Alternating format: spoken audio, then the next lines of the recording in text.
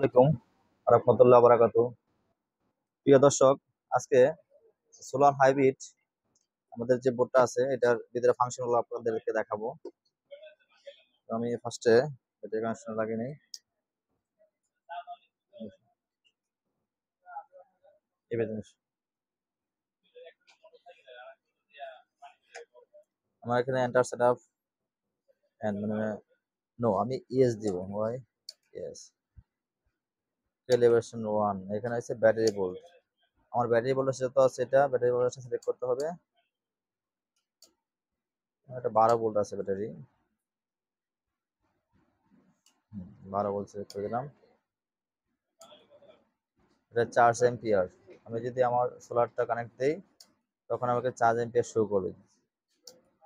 তখন এটার সাথে আমি ক্যালামিটার লাগিয়ে এটা রেকর্ড করে নিব। তারপর সোলার বোল্ট, আমার সোলার বোল্ট কত আছে এটা এখান থেকে আমি অ্যাডজাস্ট করে নিব। অ্যাডজাস্ট, তাহলে আপনার ক্যালিব্রেশন 1টা চলে গেল। এখন 2 সেটিং ইনভার্টার স্টার্ট এট, আমার এটা হাইব্রিড মোড কাজ করবে কত ভোল্ট থেকে এটা দেখার জন্য, এটা কম বেশি করার জন্য এখানে ভোল্টেজটা আমি কম বেশি করতে পারবো।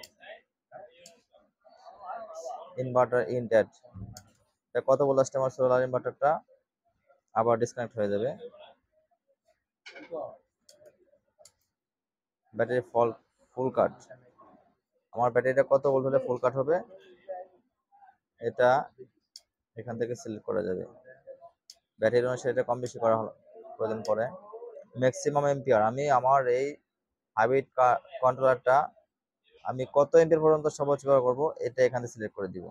আমি এখানে বড় হিটসিং ব্যবহার করে মসুরগুলো দামি ইউজ করার কারণে আমি হয়তো এখানে ওয়াট বাড়াইতে পারবো, এম্পিয়ারটা বাড়াইতে পারবো।